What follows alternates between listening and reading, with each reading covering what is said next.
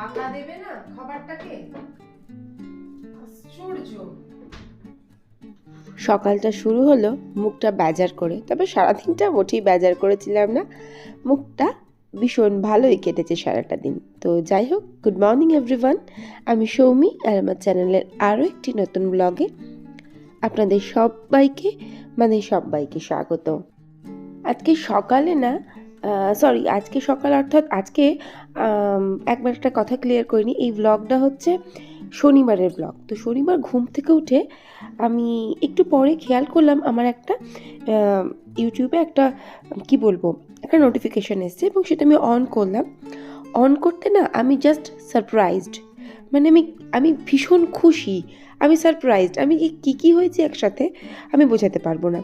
তো আমি কমেন্টটা ছিল এরকম, মানে কমেন্ট করেছিলেন সাফিনাস কিচেন থেকে কমেন্ট করেছেন, খুব ভালো blog, Pakistani viewers V mention করো।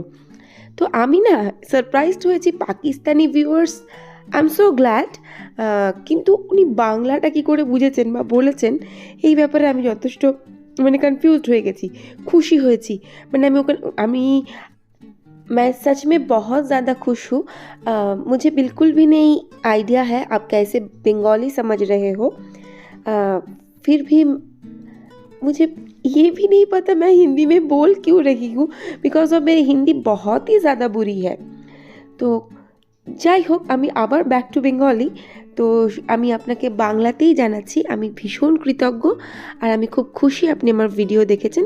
And thank you so much আমার ভিডিও দেখে সুন্দর কমেন্ট করার জন্য, আমার পাশে থাকার জন্য ধন্যবাদ। পায়েল কমেন্ট করেছে, দিদিভাই প্রিন্স এখন অনেক সুস্থ আছে। হ্যাঁ গো পায়েল, ভালো থাক, তোমার ছেলে সুস্থ থাক, ভালো থাক। আর এদিকে আমিও ভাবছিলাম যে ও কেমন আছে, তোমাকে জিজ্ঞাসা করব। ইচ্ছে ডানা ব্লগে দিদিভাই কমেন্ট করেছেন, তোমার চা দেখে মনে হয় ভীষণ সুন্দর হয়, শুধু দেখলে হবে দিদিভাই, একদিন আসুন আমার বাড়ি, আমি চা খাওয়াবো। তবে যদি সেটা আমাদের গরুর দুধের চা হয়, সেটা মোটেই ভালো বানাই না। বাইরে থেকে প্যাকেটের দুধ যদি কিনে আনি, লিকুইড দুধ, সেই দুধের চাটা সত্যিই ভালো বানাই। তো আরও কমেন্ট এসছে, তার মধ্যে আমি বাকিগুলো আবার অবশ্যই পড়ে শোনাবো। আর এদিকে না কাজকর্ম করে নিচ্ছিলাম, সকালের সমস্ত কাজকর্ম করেই নিয়েছিলাম, দেখতেই পেলেন। ব্রেকফাস্ট আজকে পরোটা ছিল, আলু চচ্চড়ি ছিল, তমাল বিছানা গুছিয়েছিল হাফ, আর এদিকে বাবুই তার ফুল বিছানা গুছিয়ে নিয়েছিল। ব্রেকফাস্ট আমাদের কমপ্লিট হয়ে গিয়েছিল, আর আমি বিছানাপত্রগুলো সব একটা একটা করে গুছিয়ে নিচ্ছিলাম। আর ওই যে বললাম ব্রেকফাস্ট কমপ্লিট হয়ে গিয়েছিল, আর তমালের ওই আধা কাপ ছাড়া কাজের জন্য আমাকে আবার আসতে হয়েছিল, বিছানা তোলার জন্য। আর তারপরে এই বিভীষিকাময় ডাইনিং আর রান্নাঘরের সিচুয়েশন। আমার না খুব ইচ্ছা রান্নাঘরটা এই র্যাকগুলো যে ওপেন আছে না, এগুলো আমি কভার করে ফেলবো, এটা আমার খুব পছন্দের। সবসময় তো সবটা হয়ে ওঠে না, খরচ খরচা বাঁচিয়ে তো সব কাজ করতে হয়। আর যেটুকু যা আছে ছোটোখাটো সামান্য জিনিস দিয়ে সাজানো আজকে আমার অনেক দিনের সংসার, সেটা কিন্তু বেশ পরিপূর্ণ হয়ে গেছে।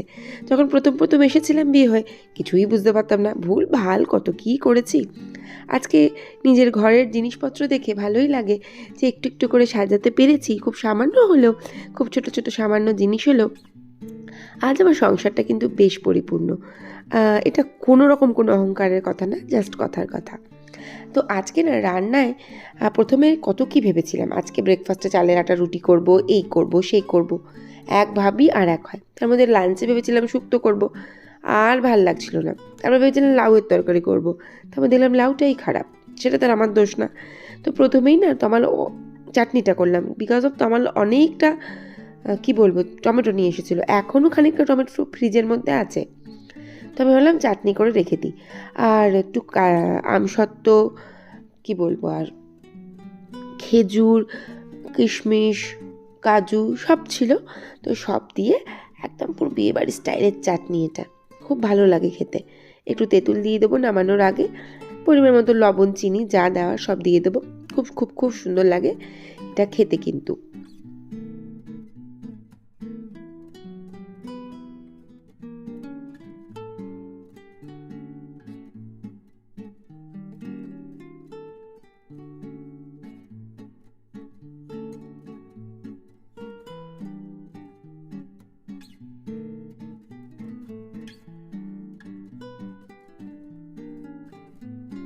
তো চাটনিটা কিন্তু একদম কমপ্লিট হয়ে এসছে, এবার ঠান্ডা হলে আমি পাত্রের মধ্যে ঢেলে নেবো।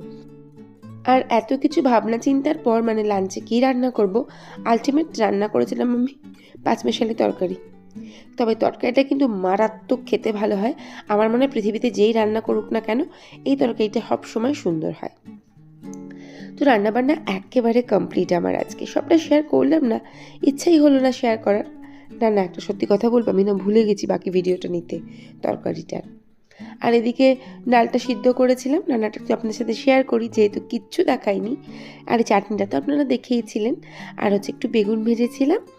আর ওই পাঁচমেশালি তরকারিটার ফুল মানে ফাইনাল লুক হচ্ছে এইটা। খুব সুন্দর লাগছিল শুকনো ভাতে খেতে। তো কাজকর্ম একদম কমপ্লিট হয়ে গিয়েছিল। দেখতেই পেলেন রান্নাঘর পরিষ্কার একদম পরিচ্ছন্ন করে ফেলেছিলাম। আর ডাইনিং ঝাড় দিয়ে নিই, তাহলে কিন্তু আপাতত এবেলার কাজ কমপ্লিট হয়ে যাবে। আর খিদে নেই এখন আমার, তো খাবো তমাল আসার পর। তো ভাবলাম একটুখানি রিল্যাক্স করি, একটুখানি শুই। আর বাবুই নিজের খাবারটা নিজে নিয়েই কিন্তু রীতিমতো খেতে পারে। আর ঘুমও পাচ্ছিল, তো ভাবলাম একটু ঘুমিয়ে পড়ি। আর তারপরে তমাল আসুক, ঘুমিয়ে না পড়লে একটু শুয়ে থাকি, একটু গল্প বই পড়ি, একটু ফোন ঘাঁটি। তো সেই বললে একটু চিৎপটাং হয়ে গেলাম। তো আপাতত একটু শুই, তমাল এলে আবার উঠবো, খাবো তখন। তমাল আস্তে আস্তে তো বেশ অনেকটাই বেলা হয়ে যায়। তো এরপরে সমস্ত কাজকর্ম কমপ্লিট করে নিয়েছিলাম। আর বেশ সন্ধ্যা হয়ে গিয়েছিল, তো সন্ধ্যা দিয়ে নিয়েছিলাম। আর মা না বলছিল, বাপি অনেক দিন হলো ভালো ভেজিটেবল চপ খাইনি। আমি বললাম আমিও গো মা অনেক দিন খাইনি। তো বাবুই সন্ধ্যাবেলা বললো, মামা কি খাবো? আমি বললাম দাঁড়া একটু ভেজিটেবল চপ করি। তো বলে সেই সন্ধ্যাবেলা একটু ভেজিটেবল চপ করছিলাম। আর রেসিপিটা আজকে শেয়ার করলাম না, সবাই বলেছে ভীষণ ভালো হয়েছে খেতে। তো আমি এর মধ্যে যদি পারি একদিন শীত থাকতে থাকতে ডেফিনেটলি আপনাদের সাথে এটা শেয়ার করে দেব। তো বাবুইকে না একবার ভেজে দু একটা দিয়ে দিয়েছিলাম।